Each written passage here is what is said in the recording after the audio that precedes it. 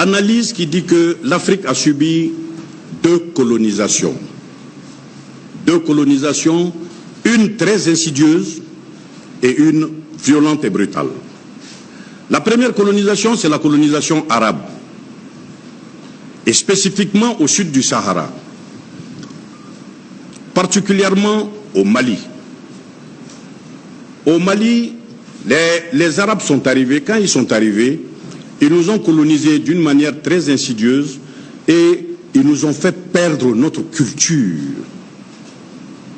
Ils nous ont fait perdre notre culture et quand eux ils sont venus, ils arrivaient, ils ne connaissaient pas la langue du pays et ceux du pays ne connaissant pas la langue de ceux-ci, nous avons pensé que la culture arabe c'était ça la religion. Nous avons fait cet amalgame-là on en a fait un syncrétisme que j'appelle crétinisme qui nous fait croire que le Mali est un pays musulman. On vous le dira. Mais avant l'islam, avant que les Arabes ne viennent, qu'est-ce qu'il y avait chez nous? Est-ce qu'il n'existait pas quelque chose chez nous?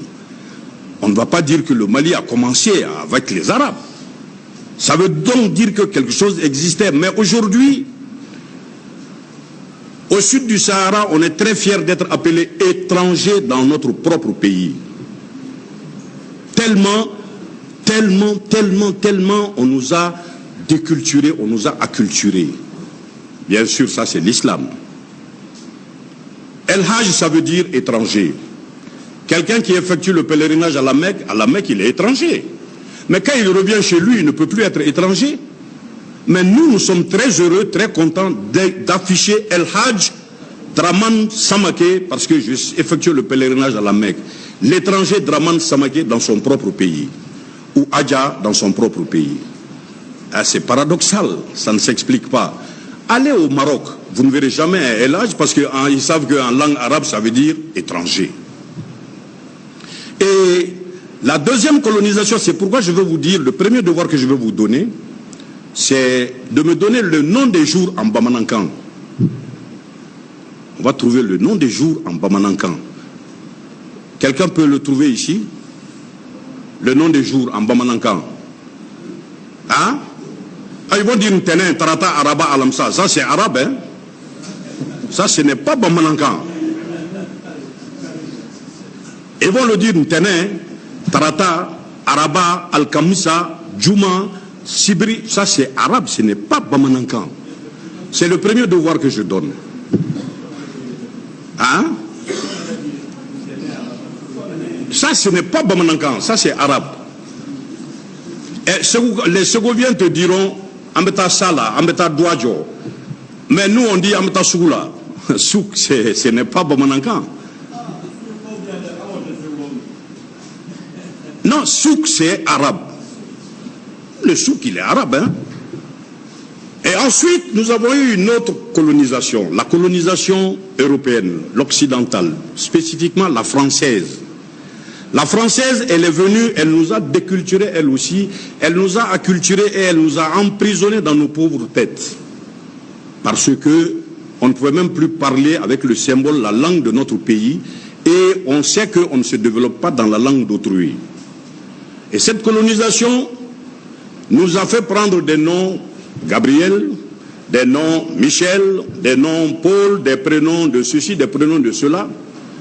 Et on a oublié les Ngolo, les Ans, les Mpiais.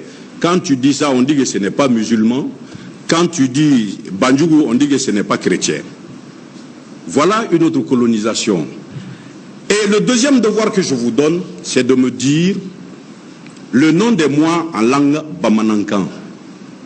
Kalotro, janvier, février, mars, avril, mai, comme on le dit en bamanankan. Ça, c'est le deuxième devoir que je donne pour, si Dieu nous prête longue vie, pour les éditions à venir du Festival sur le Niger. La prochaine édition, bien entendu, ce n'est pas loin. Voilà. Et nous, depuis jeunes écoliers, nous avons fait ce constat. Tcherno Ametcham et moi. Nous avons dit que l'Africain en général, et particulièrement le Malien, est riche de la culture d'autrui, mais pauvre de sa propre culture. Et c'est ce concept que nous avons baptisé la pauvritude. La pauvritude, c'est quand tu es riche de la culture d'autrui et pauvre de ta propre culture. Quand les gens nous disent Soumanguru Kanté, Soumaoro Kanté, Soumanguru Kanté, mais en réalité c'est Soumbangolo Diarisso. On te dira Samori Touré, Sokona Mori Touré. Voilà des choses que les enfants doivent connaître, qu'il faut que l'on sache. Parce que quand l'histoire est faite par le vainqueur, le vaincu n'a aucun mérite. C'est cela le problème de l'Afrique, et spécifiquement le problème du Malien. Et voilà pourquoi, quand l'Africain, on parle de pays émergents, on parle d'Asie, on parle d'Europe, on parle des Indes, on parle du Japon, quand l'Asiatique va en Europe, il va prendre ce qu'il y a de bien dans la culture occidentale ou la culture américaine. Il vient enrichir sa culture traditionnelle avec ce bien qu'il a pris là-bas. Au contraire de l'Africain, quand nous partons en Europe, nous allons y prendre ce qu'il y a de mauvais et nous revenons détruire le peu de bien que nos anciens avaient construit. Ils ne sont pas nombreux ceux qui, avec un salaire de 100 à 150 000 francs, mangent à la main en famille. Une fois qu'on a un petit moyen, on préfère manger à table, faire comme le blanc. Tendez le micro à un intellectuel africain, un intellectuel malien spécifiquement. Oui, je suis très heureux de recevoir aujourd'hui, avec ce que vous avez dit, c'est très très regrettable. Nous voulons parler exactement comme l'homme blanc. Alors que nous avons un parler malien, un parler africain. Pourquoi ne pas parler naturellement et normalement? Mais il faut que l'on singe l'homme blanc jusque dans sa façon de parler. C'est tous les Africains. On a tous ce complexe. Pourquoi? Parce que nous sommes prisonniers dans notre tête.